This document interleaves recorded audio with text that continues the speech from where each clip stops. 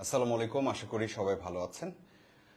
পুলিশি বা ডিবির হেফাজতে একজন আন্দোলনের যে বৈষম্য বিরোধী যে ছাত্র আন্দোলন সেটার একজন সমন্বয়কের নির্যাতিত হওয়ার একটা ঘটনা চোখের সামনে পড়লো। সেটা আপনাদের সামনে তুলে ধরার যে চেষ্টা সেটাই করছি এখন।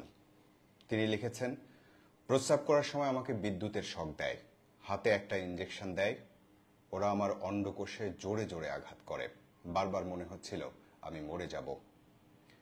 আমাকে বিশ্ববিদ্যালয়ের গেট থেকে তুলে নিয়ে যাওয়া হয়। এডিসি বদরুল আমাকে ডেকে আলাদা করে। ডিবির 5টা গাড়ি এসেছিল। তারা শুধু আমাকে এখান থেকে উঠিয়ে মিন্টু রোডের ডিবি কার্যালয়ে নিয়ে যায়। গাড়িতে উঠিয়েই আমাকে মার শুরু করে, বিশেষ করে সহকারী কমিশনার গোলাম মোস্তফা এবং তার সাথে যারা ছিল। তিনি বলেন, যখন আমাকে ডিবি অফিসে নেওয়া হয় তখন আমি ভেবেছিলাম গাড়িতে যে টর্চার করা হয়েছে এর চেয়ে বেশি টর্চার আর হতে পারে না। আমাকে হয়তো তারা এখন ছেড়ে দিবে, না হয় গ্রেপ্তার দেখাবে, কিন্তু এর চেয়ে যে পাশবিক নির্যাতন তারা করতে পারে তা আমার কল্পনায় ছিল না। আমাকে যখন ডিবি কার্যালয়ে নিয়ে যায় তখন চোখে কালো কাপড় বেঁধে নেয়। শুরুতে এক চেয়ারে বসিয়ে আমার শরীরের সব কাপড় চোপড় খুলে ফেলে। আমাকে মারছিল আর বারবার বলছিল, তোর তথ্য আমরা অনেক দিন থেকে শুনেছি, ক্যাম্পাস থেকে কয়েকজন তোর কথা আগেই বলেছে, তুই জঙ্গি, তুই শিবির। শেষ পর্যন্ত তারা আমাকে বলেছে তুই ছাত্রদল করিস। তারা যেভাবে আমাকে মেরেছিল আমি ভেবেছিলাম আমার পায়ের অংশ পচে যাবে, নয়তো কেটে ফেলতে হবে। আমাকে চিৎ করে শুইয়ে বলে, তোর এক হাত তো ছাত্রলীগ ভেঙেছে, আরেক হাত আমরা ভেঙে দেব। আমার নাভির নিচ থেকে হাঁটু পর্যন্ত মারধর করে। রুটি যেভাবে বেলে ঠিক সেভাবে আমার হাঁটু থেকে নাভি পর্যন্ত লাঠি দিয়ে চাপ দেয়। আমি কান্না করলেই বলতো তোকে মেরেই ফেলবো। ঘন্টার পর ঘন্টা আমাকে এভাবে মারত। পুলিশ গত 15 জুলাই থেকে আমার ফোন ট্র্যাক করছিল। অনেকের বাসায় ছাত্রলীগ কর্মীরা বন্দুক তাক করে।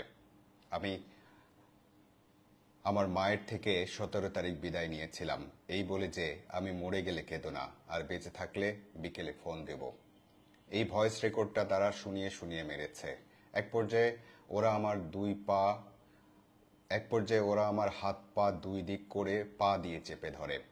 পরবর্তীতে তারা আমার কাছ থেকে বিএনসিসির কার্ড পায়। তখন বলে, আমি এত শক্ত কেন? এই জঙ্গি, সে জঙ্গি ট্রেনিং নিয়েছে। আমি এটা বলতে পারিনি যে আমি সেনা মহড়ায় অংশ নিয়েছি, আমি অন্তত জঙ্গি হতে পারি না। আমাকে উলঙ্গ অবস্থায় রেখে দেয়। একটা সময়ে বিকেলে ডিবি হারুন এসে বলে, একে বাঁচিয়ে রেখেছ কেন? একে ক্রস ফায়ার দে। আমার 2 হাঁটুতে হাতুড়ি দিয়ে পিটিয়ে ওরা ভেঙে ফেলে। আমি ভেবেই নিয়েছিলাম আমাকে মেরেই ফেলবে। কারাগারে নেওয়ার পর আমি অনেক গার্ডকে কান্না করে বলেছি আমাকে হাসপাতালে নেন। আমাকে হাসপাতালে নেয়নি।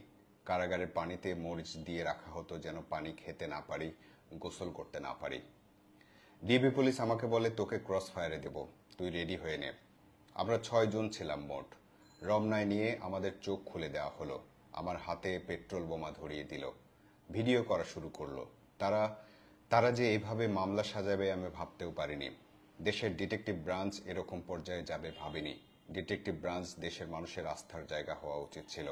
যাই হোক, তারা আমাকে মারেনি। আমি বেঁচে ফিরেছি, স্বাধীন দেশে আবার ফিরতে পেরেছি।